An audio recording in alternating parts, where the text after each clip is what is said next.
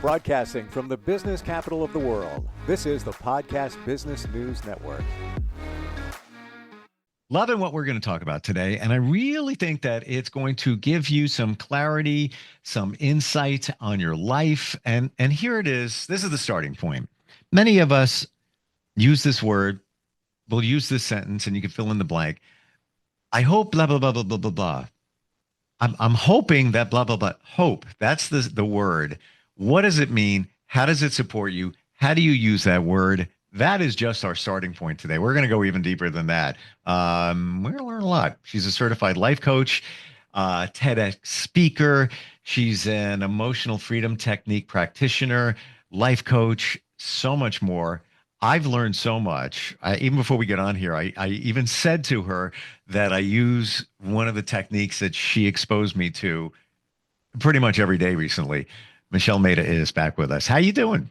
I'm doing fantastic. Thank you so much for having me on. And I get so excited talking to you. And every time you edify me, I'm like, my heart just gets bigger and just more fuller. So thank you so much, Steve. It really means a lot. I speak in truth.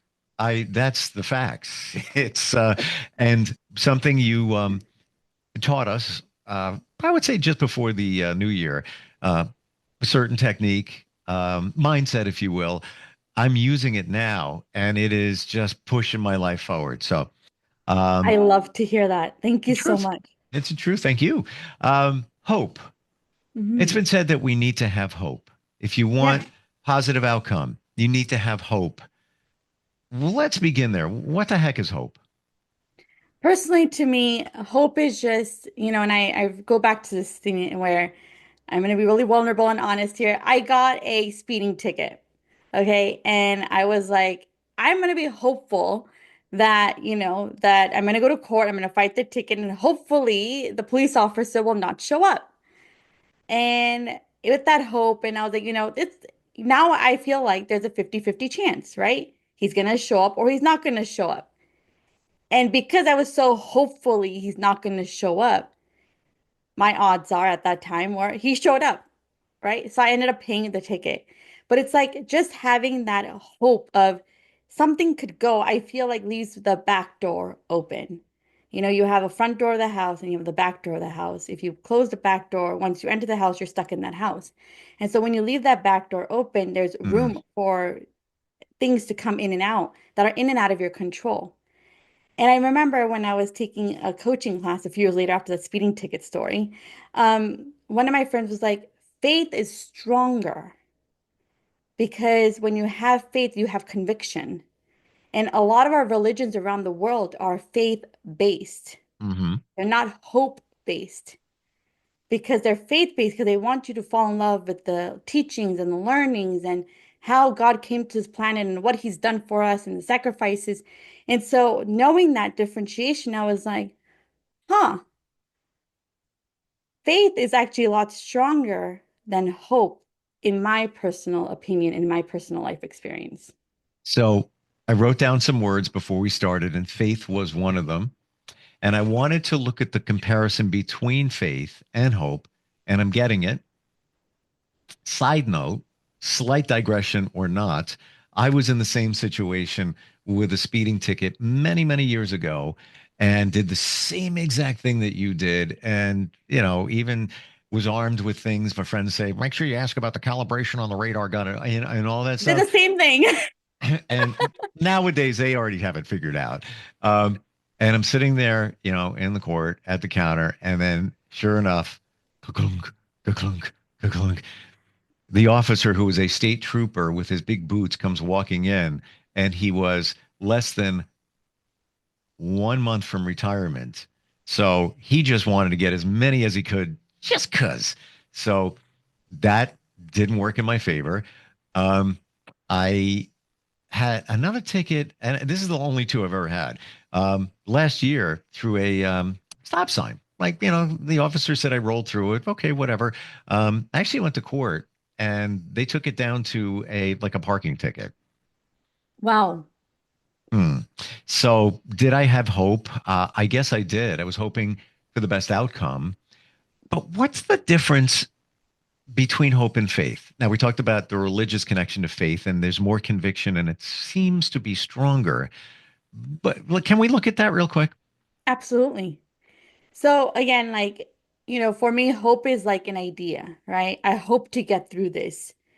And for me, faith is I am going to get through this because if I had a bucket of problems, I'm going to choose the problem that I'm in right now because a higher power knows that I'm going to get through it. So faith gives me that conviction, that confidence, and hope gives me the ability of, okay, I have the mindset to get through it. Hmm. I'm going to give you another word. Okay. So we have hope. We should have faith. What if you substitute those words for trust? I trust that the officer is not going to show up. I trust that the outcome is going to be in my best interest, in my favor. What's the difference between that word? Trust comes into with the way I see myself and my own life experience again, is do I trust myself to make the right decision?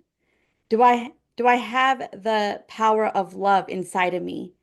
We have the devil and then you have an angel, right? I call it devil and love, right? Because love conquers a lot of things and fear creates a lot of things, in my Mm-hmm. opinion, right? It's all Yes. my opinion based, my own I experience based. totally agree. I totally agree. So, when growing up, I had this belief that I could never trust myself. I could always trust others. Hmm. So I was seeking for validation outside of myself, whether it be friends, family, close ones. And through my late 20s and early 30s, I got into this whole personal development world. The first thing I learned was you have to trust yourself. Trust that you're making the right decision. Hope that will Yep. have the outcome that you want.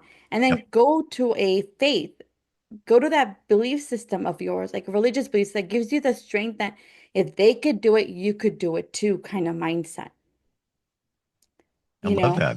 And so that's how all of those got tied in together in my world. And now I look at myself at 36 years old, and I'm like, I do trust myself and I know things are going to work out. I have a faith that I practice, right? And, hope is like opening the window, seeing the bright light come through. Faith is like, what could I do with that bright light? Do I look outside and I'm like, open the blinds and embrace the sunlight and get the vitamin D? And do I know that I trust that I'm not going to get a shade darker while doing that? Right? Or will I get a shade lighter? Who knows? Right? But the idea is I'm trusting that the sunlight is going to provide the best nutrients that I need for my body at that time. Do you feel using the word hope can be coming from a place of desperation, a place of potentially lack, where we don't want to come in that in that arena? Because once you do, you kind of derail the whole positive process of manifestation and such. I agree with you. Like sometimes when you think of the word like, yeah, like I hope it's going to work out, you're not fully committed. There's a lack It of will commitment. work out. It is that it's going to work out. Right. That's what you said it. That's where I'm going.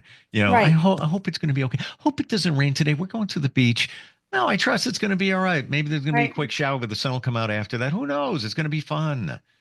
And so when you do that hope, you invite the self-doubt to kick in. My that's it. Yeah. Yeah. And hope is such a very powerful word, and I don't want to step on it, but I'm trying to put it in the right. I'm trying to put it in the right place there. It has You its know, place. hope has its place when, it's like, I hope so to get better, right? I hope the day's going to get better. You started off with a nightmare. You hope that the day's, but so you planted a seed of hope. Back it up with a change of a word. I know it's going to get better because I know I hope for it. I know it's going to get better. And then you have a three-step process of like, well, now it's done because I've said it, I've stated it. Yep. And, that's the power of the manifestation. And, we talk about like language. Language is so powerful. What are we telling ourselves? And then what are we saying out into the universe, right? What are we speaking outside? And so one of the things is they say the universe cannot differentiate between I cannot and I can. Yep. You won't, like I will not and I will. They think it's the same thing. We know the difference. that the not will make, do or die situation. But the universe does not know that. So if you feel like there's a negative word in the sentence that you're asking for, change it immediately and hope for the best, or Mm. state the best. The same thing if somebody's got a test coming up. I hope Yeah. I hope I don't fail that test. Well, your subconscious and the universe just heard fail that test, fail that test. Right. So it's going to do everything for you to support that. It doesn't know the difference. Your subconscious doesn't know the difference between pass the test and fail the test. So maybe you should change it around. I'm hoping I pass the test, but I feel we should take it a step further. I'm going to pass that test. That's what's going Right. on here, man. I am going to pass that test. I'm not even worried about it. Yeah. That's it. Yeah. Officer's too busy to show up for my ticket. He has many more things to do. Exactly. Exactly. And then the language that we use, coming from a place of lack, I guess, where and what you said before kind of sparks this. Um, well, it can only get better. I guess that's better than saying can't get any worse. Because right there you're asking the universe, hey, make it worse, make it worse. But even saying, it can only get better. It's okay, but I don't think it's the best Yeah, it can approach. only go up from here.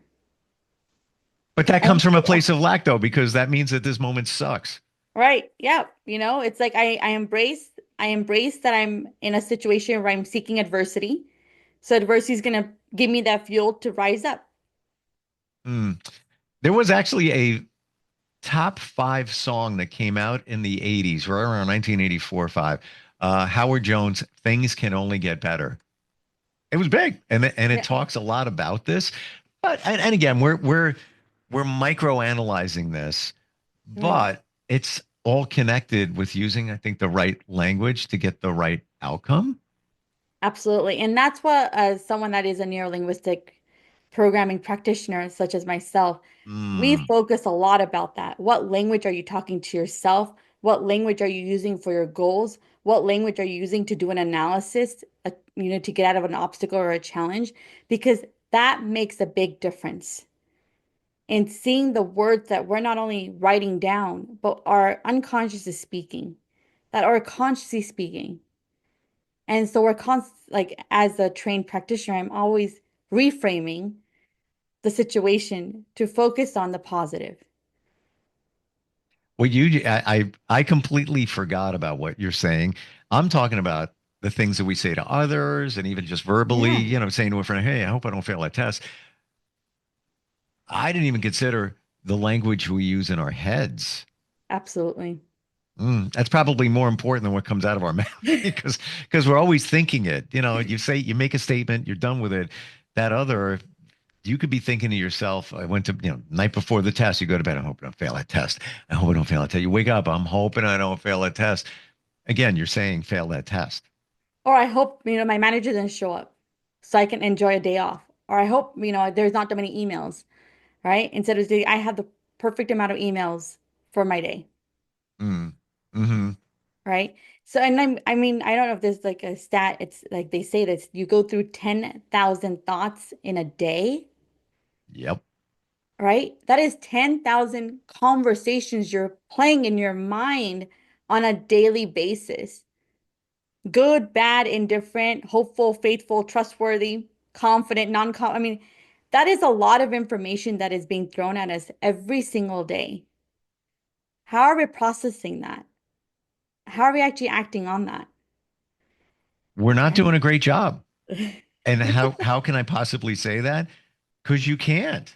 You have so Oh, many things that you're trying to process as opposed to taking one scenario or situation and putting more focus on it, then more focus on this, and then more focus on that.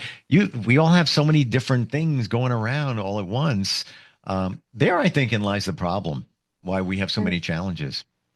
absolutely. And then there's another stat, like I think it's like there's like 1.26 billion bits of information thrown at us every single second, and we're only processing 126 of that. And So what isn't you it? see, what I is different than what I see, what you hear is different than what I hear. even though we're in the same room, because subconsciously we're thinking about other things while we're being so-called present in this moment. And that I don't know what the stats are, but the subconscious is doing way more than we realize in terms of bits of information. 97%. Right. It's like 97% of our mind is of our thoughts and our mind is unconscious behavior. It's only 3% that's conscious. that number is a little bit higher than I even thought or heard. I thought it was like maybe 92% of us is uh, subconscious is 92. The rest is conscious. Either way, it's pretty scary. And Yeah, why is that? We like to ride on what's comfortable. So what's comfortable? Stuff that we've already experienced. That's right. in your subconscious. You ever do this? You ever, go on a setting. You go to a party. Uh, this happens for me. I'm at the gym. Doesn't always happen, and it's only in certain days. And I don't know why it does happen, but I will look at people and I will associate them with people I know. Like I'm just walking through the gym doing some sets, reps, whatever, and I look up and like, yeah, that looks like Pete. Haven't seen him in a long time. Look at her. That's like Jen. I wonder how she's doing. They look like people I know. And I think it's my subconscious making the connection. It doesn't always happen, but I think it's almost think about this next time you're walking around public. It's almost as if your subconscious wants you to feel comfortable and it to be a familiar surrounding and setting. That makes sense? Absolutely, because I was out of town and I was walking around the streets just in a brand new town, never been there before. And I was just walking and I was like, oh my God, that person never met, never communicated. But I was like, that person reminds me of my friend in California. That person also reminds me of my friend in California. Now, I was not in California at that time, but it, our subconscious mind is always making us feel comfortable. That is its safe zone. Mm, That's what it knows to do. And so our conscious mind just taking in all this information and it's getting acclimated, so it's getting overwhelmed. So it puts it on the unconscious to figure it out. And so our comfort zone is what keeps us safe. yep. So to break out of it is why you need hope, faith, and trust. Well said. And now you take it, a step deeper. Look at the relationships you're in or the ones, that you've chosen. Sometimes, you're it connects back to things you know. Like Right, you could be with somebody right now in a relationship, and if you think deep, it might even remind you of a past relationship and you never right, made the connection, or there's pieces of it that remind you of that relationship. And that's why you got into maybe the newer relationship because of the comfortability. However, here is the caveat, or as my friend likes to say, the rub, meaning, not the greatest. That might not support you. right, That might, whatever it might be, but it's safe. So it feels better. But that's right. not the best thing for you to move your life forward. Absolutely. And then, another thing to add on to that is that some people are like, man, I keep attracting the same person over and over and over again. It's Yeah. the same person with a different name. What is my problem? Is because you haven't learned the lessons or you haven't tallied up the pros and the cons of that previous relationship to help you pick something different. So you keep attracting the same person over and over and over because you haven't fully objectively analyzed the situation of saying, here are the pros of one person, here are the cons, here's what I'm tolerating, here's what I'm not tolerating, and how do you move forward from that? And if you don't do that list, you're going to keep attracting the same person. It's a different name. Yeah. I mean, And how then many that, how many women have said that? There's no nice guys out there. I can't, they're all the same. All those men are all the same. Yeah, because you attracted them. You pulled them into your world because it was a lesson maybe that you didn't learn. So I want to go back to what you said. Making a list. Do you really mean physically taking a pen and as we said before, you need to write it down. Typing does not make the connection in your mind the same way. Do you really mean write it down? I do mean write it down. For me, what I did when I first did this tolerating, non-tolerating list, it was part of a project. I don't know if I told you this, Steve, but about 4 years ago, I started working with a relationship coach, and she is the queen of creating this project. And it was called the Date the 40 People Project. And this is where you meet people, you have a conversation with them, and you analyze how the conversation went. Hmm. And so I did that in April of 2021. And it was 40 people. And then you could only meet these people one time. You couldn't go out a second time until that 40 list was done. Ooh. So I did that 40 in like 4 months, no big deal. Did about 10 a month or so. Anyway, wanted to I get was that on project once. out I of. was not too long ago. If I, maybe about the same amount of time. I'm not even kidding. That could have been me. It was a different time. Like, yeah, I'll try this. Let's try Right. that. Mm. And so then I started dating people in more than one date. And so initially, what I was doing, what am I tolerating was what do I like about that person?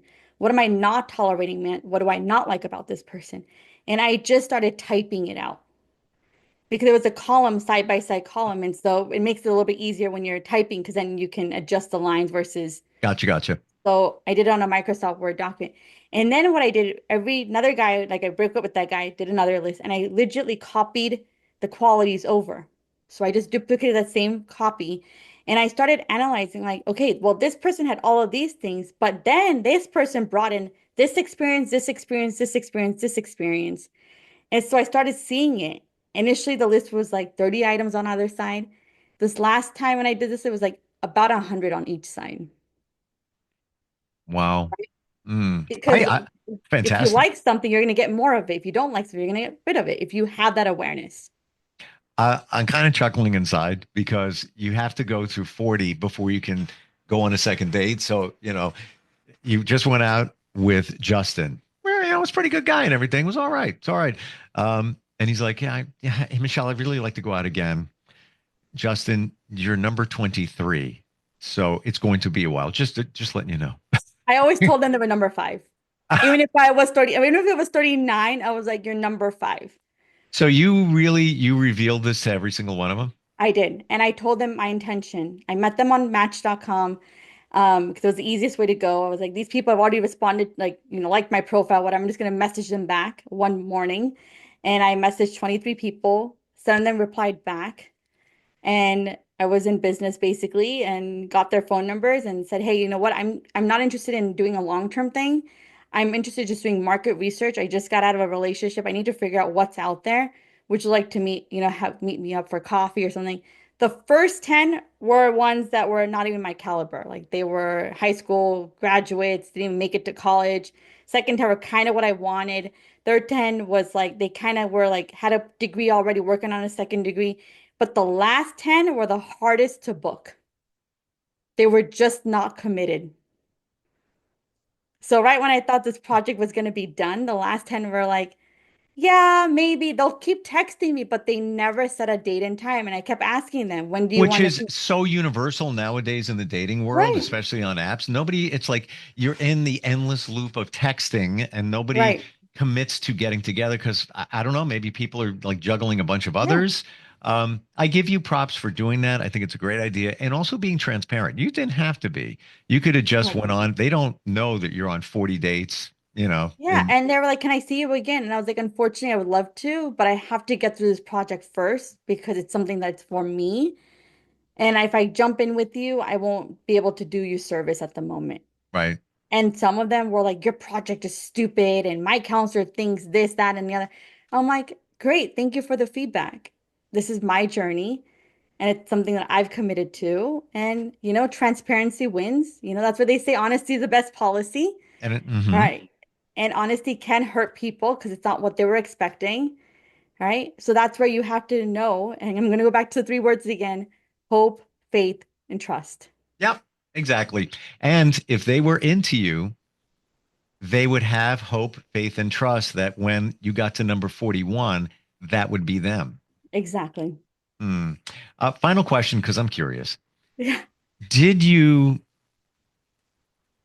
go on dates like you see them on Match and you get a vibe and you're Yeah. thinking to yourself, looks okay, but I'm feeling probably this person's kind of probably a little crazy, but you know what? Yeah. I'm gonna go with it.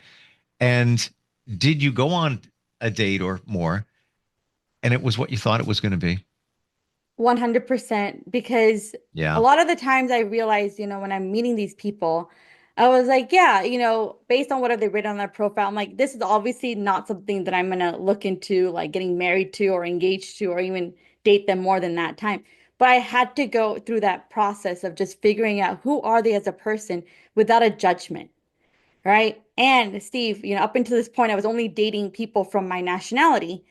I was forced to date people that were not part of my nationality. Mhm. It was So fantastic. so I was like, okay. And then what I found out were the people that were saying yes to me was because I reminded them of their ex-girlfriend, ex-roommate, ex-wife because of that South Asian background that I come from. So then I was like, oh, so you're just attracted to my culture. You're not really understanding who I am. So Mm. that's one of the things I found out. But overall, I mean, the conversations were great. Went on coffee dates, lunch dates, dinner dates, walks, you know, it was just a good experience to see what is out there. Because sometimes you have a preconceived idea and I forget it what's out believe there. this is a parallel to things in life in general, where Right, you're defining what you need, your standards, your values. And what I said before about you seeing somebody, and it doesn't have to just be dating, it could be a situation where you think about it and I don't know if this is the right thing. Maybe it's your intuition. I'm going to go with it anyway, just to prove it right. otherwise. I find that happening more and more in my life. And I believe I'm not manifesting it. I believe I'm more tuned in. Something has happened. Absolutely. Even, my friend and I, we're going to go hang out tonight, see a tribute band. And we have these conversations all the time. And it's like you somebody on match and you think, a little crazy, but yeah, let me match with them. And you go back and forth on it. And even in short, this just happened to him the other day. Matched with somebody, but said, she looks a little crazy. I don't want to judge, but I'm getting the Right, vibe. And after an exchange of just a couple of messages back and forth, and it was good. It was really right, good. Profile disappeared. She's gone. right, So something's up, right. and you read Well, it. when you're connected with your mind, body, and soul, and you align them up into one part, and you're all like congruent with it, where you're congruent with what your mind thinks, you're listening to it, you're listening what your body's feeling, like the butterflies, and then you're listening to your heart, how it's beating with this you are going to make better decisions because that is your intuition talking through you. Yeah, And if you trust that little voice inside that head, inside of your head, you will be more successful in getting the outcome that you deserve. you said the word, the T word. There you go. This is such insight here. I know we kind of, we swerved the car all over the road a little bit, but the end result was hope, faith, and trust. Yes. Um, Which is what it is. It's so broad. You have to swerve the car in every direction. Yeah, because if you don't almost hit the wall over there, you're not going to know where the wall is. So, Exactly. uh, this is what you do. And I totally forgot about the neural linguistics aspect of you and what we should be saying to ourselves and not. What's the best way to find you, Michelle? Find me on my website at michellemehta.com, and that's MICHELLEMEHTA.com. You can find me on all things social at LinkedIn, Facebook, and Instagram at I am Michelle Mehta. That's IAMMICHELLEMEHTA. And also for all the beautiful listeners, to you, I'm offering a gift of my time. Please book a call with me on my website. We'd love to learn more about you, so how we can reprogram our mind for better conversations internally and externally. Just have a conversation. Just start. See if it's a right Start. fit. Again, that's a relationship. By the way, everybody, you can also find her at match.com. No, I'm kidding. Exactly. Not anymore. Not anymore. Uh, Great talking with you, Michelle. Thank you Just so much. love your energy, love your insight, and looking forward next time we get together. Sounds good. Thank you so much. Take care. You too. We'll be right back.